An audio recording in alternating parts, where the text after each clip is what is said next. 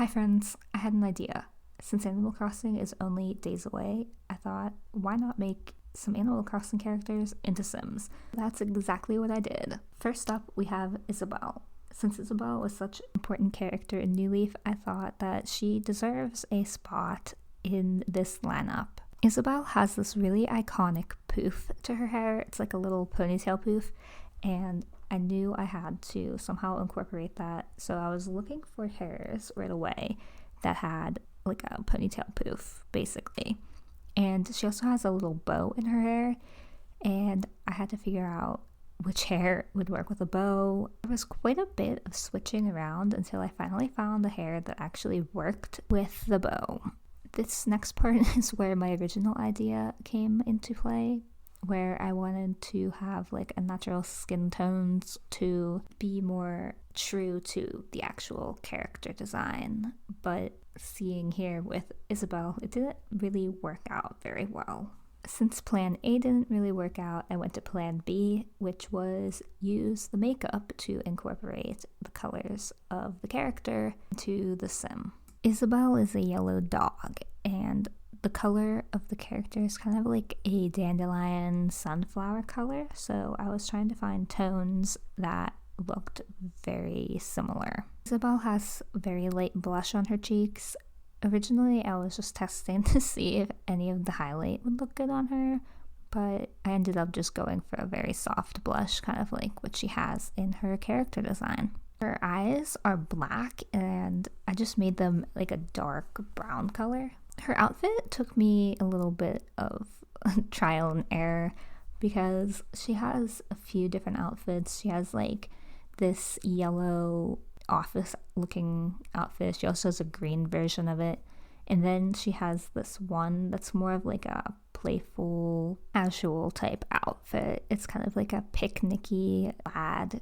There are a few outfits that were green. I was gonna try just using like a solid green dress, but then I ended up finding like this plaid dress that worked so well. It like almost matches one in the character card. I ended up keeping the green accessory jacket that I had originally put on her because I just thought it kind of made the outfit look a little more casual, and it just ended up looking cuter. I gave her these really cute frilly socks that gave her more of like a feminine vibe. After I had her outfit sorted out, I went back and finalized her makeup, and it looks like I actually didn't give her any blush. Traits that I gave her were a friend of the world, cheerful, bookworm, and outgoing. Next up, we have Lily, who is one of my favorite characters. Again, I tried the whole unnatural skin tone thing, and it just didn't work out. There was no green that worked for Lily, so I tried to just take that and incorporate it into her hair, just like I had done with Isabelle, and then into her makeup as well. Lily is the only one out of the bunch that actually has brown eyes. I thought the entire time that this was the perfect frog hair. And what exactly is a frog hair? I don't know, but that is what I had my mind set on. Started to incorporate the green into her makeup the way I had with Isabelle and the yellow. For Lily, one of her main features is that she has like very blushy, rosy cheeks. They're not exactly rosy, they're not that dark. They're kind of like a soft pink color. I also gave her these little flowers on her cheeks because her name is Lily and they looked really cute. I also wanted to give her like a hair accessory, but none of them were really working out, so I just decided not to. Her outfit was really hard to choose because she has this blue and white dress. There were a few dresses that I actually thought might work for this, but I ended up finding one that actually suits her character design perfectly. It has the white as the base color and the blue flowers, just like in the game. I'm very happy with this discovery of this dress because I was actually a little bit at a loss on what I was going to do with her outfit. I was kind of thinking of doing like a raincoat because she's a frog and they like water. The entire time I thought that hair that I had on her was the hair that I was going to use. And the one that I ended up using was the Mars hair by Sim Andy. This hair didn't exactly scream frog hair. I think I liked it because of like the feminine vibes of it, and Lily kind of seems a little more girly to me, so I thought maybe this would be a good hair for her. The traits that I ended up giving Lily were the fishing one, good, creative, and geek. All of the Sims actually have good as one of their traits because they all are good. They're nice characters. It's a bit stereotypical, but I gave Lily the fishing one because it has to do with water. Or would that be cliche? It's one of the two terms, you know what I'm trying to say. In a few moments, we will be starting on Maple. Maple is a cute little bear, and she has a lot of yellow. Well, okay, not a lot of yellow, like her outfit's yellow. For Maple, I knew that she should have buns on her head, kind of like space buns, so that they would resemble ears, because she's like a teddy bear, I guess. She's a bear.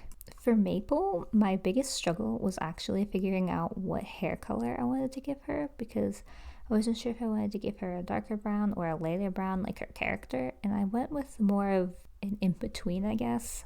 After I had finally set on which hair I was going to give her, I went to do her makeup, and at first I was kind of giving her more of like red, like she has on the stripes for her shirt, but I went back at the end and changed it to yellow.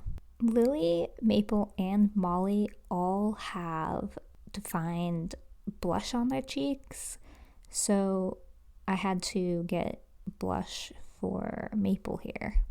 I'm really into that trend that has blush across the cheeks and on the nose that makes you kind of look sick. I just think that's super cute, and I keep putting it on my Sims recently. I actually have a few different versions of it, and I didn't realize that until watching this back, and I'm like, wow, I guess I have a little bit of an obsession with that blush trend.